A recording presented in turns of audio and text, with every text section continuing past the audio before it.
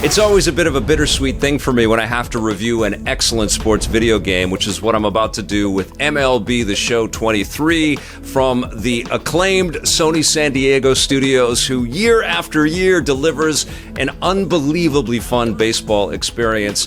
This year is no different. I played this game on the PlayStation 5. Sony sent me out the review code. Thank you so much. But it's also on the Xbox Series platforms, and it's also available for the Nintendo Switch. It's on Game Pass if you have Xbox, and I think this game is such a great addition to a library, especially if you're a sports fan, especially if you love baseball, but even if you just want to play a beautiful couch competitive experience with a buddy. This is a great pickup, and I think in the case of the Xbox platform, it kind of sells Game Pass on its own in a way. I mean, the game is so value-packed. This year, they added an incredibly cool new addition. It's called the Negro Leagues mode, and it takes us back to 1920 to 1948 when black players couldn't play in the major leagues, so they had their own league, and we get the whole history. Bob Kendrick, who's the president of the Negro Leagues Baseball Museum, orates the whole thing and sets everything up, and there's just a beautifully produced story component that gives us a look at the lives and the influence and the impact of players like Satchel Paige and Rube Foster and Buck O'Neil and of course Jackie Robinson, and it's really, really cool stuff. I love the way it was all produced with unbelievably cool graphic transitions and just this great kind of trip through a time that was incredibly complicated but also filled with beautiful stories, and really powerful stories that you hear resonated through baseball lore even in major league games today. And over recent times, we've become enamored by the nature of two-way stars, primarily because of the great success of Shohei Ohtani.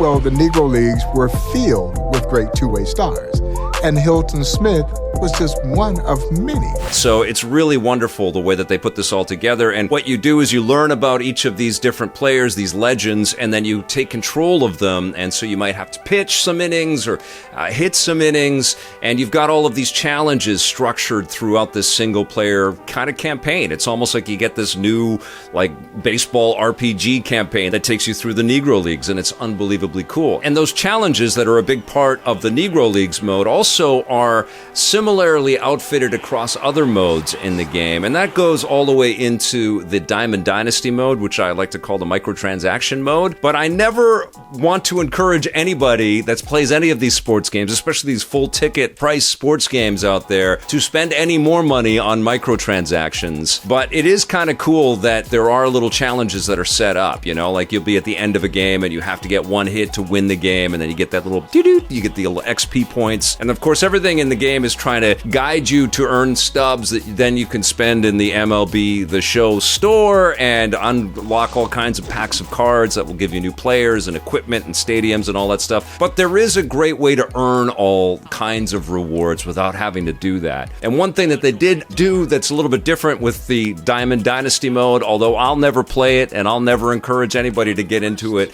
is that they've got seasons now, and they've got sets of cards that some will expire, and so you'll be buying packs of cards if you get hooked on this stuff. See, kids, don't get hooked on this stuff. And some of them won't be playable as you progress through the seasons, and that seems weird to me. But again, you don't have to do that. You can go and play Road to the Show, or March to October, or the franchise mode, or the Home Run Derby, or you can sit down and have an exhibition mode, or play cooperatively. There's just so many ways to enjoy the experience, and it's beautifully animated and exquisitely produced. You can see it, the stadium lighting, the fans in the stands clamoring to get those errant fly balls and those home run balls, and you can even take control of the fan cam and kind of look around in the stadium and see how detailed stadiums are. You can see it in the grimace of players that have just been struck out walking away from the plate. They're all pissed off. I loved hearing all of the incredible sounds of baseball in this game as well. I didn't notice this before, but there are kids sort of interwoven into it, and every once in a while you hear a kid pipe up a player's name, and I thought that was great. And Sony San Diego always draws me into the psychology of that pitcher-batter relationship. It really feels incredible when you strike out a batter. And I found batting to be incredibly difficult. I was definitely a lot more in tune with how my pitching was coming along, but batting what I was struggling with, whether I played online, which I did play online, and I had a great time with it, but I noticed that they did something in the online play, and I noticed this across some of the other modes too. It felt like the game had this perception of how long it was taking to play these games, and so the game was almost speeding things up. And in the online matches that I was playing, it would set things up a little bit differently from inning to inning. I might take the base and I'm already down. My count would be 1 strike and 1 ball, and then my player's up there, and I get 2 more strikes and I'm out. And I was like screaming at the TV, I only swung twice. What the hell's going on? And I clued into the fact that the game was setting things up a little bit quicker for me and the other player. And the other thing that was cool about the online play is that, of course, there's cross-play, so I was playing some Xbox players out there.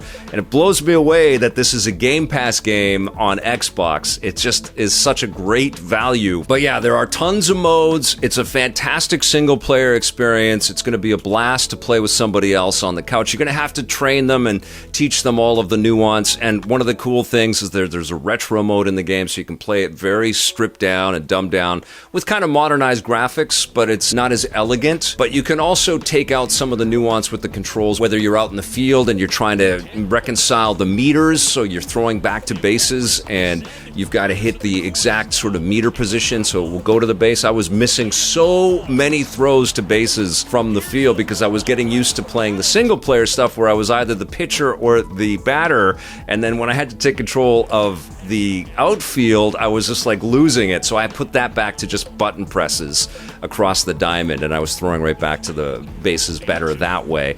But there are also things when you're out in the field where it's not just a meter, but you also have to position the camera just right and then throw the baseball back. So there's this great kind of connection that the game makes to you, teaches you how to play it better, and then gives you all of these tools to challenge yourself and to feel like more of a baseball badass, which I think is phenomenal. I mean, there's just so much value in this game.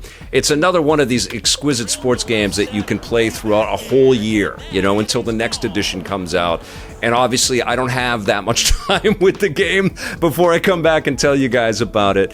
But I have loved my time with MLB The Show 23. I'm moving on to another game now, so it's probably going to be a long time before I play MLB The Show 23 again. But I heartily recommend it, especially for that edition of the Negro Leagues mode, which is so, so special. But the entire game is a beaut. It's fantastic on PS5, and I imagine it's terrific on the other platforms as well.